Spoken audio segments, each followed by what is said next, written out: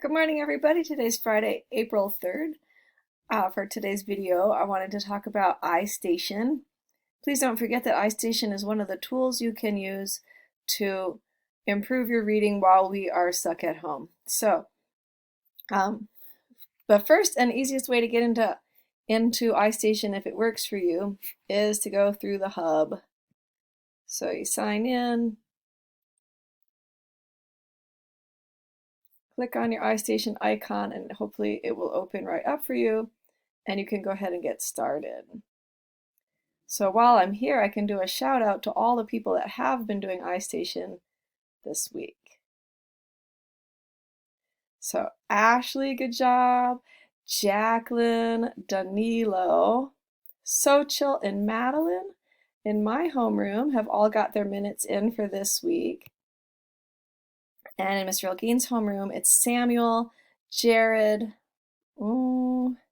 Yasmin, and Anna Maria. Good work to you guys. Okay, now let's say that Hub is not working for you for whatever reason, and you want to install it on your computer. If you just Google iStation install, it will take you to these different informational sites, and it has you. Actually, let me show the other one.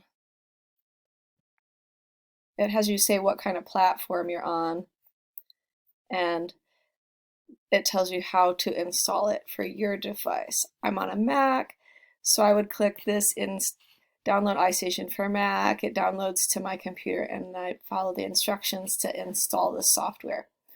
And you can also, just using your browser, log into iStation by typing isip.istation.com.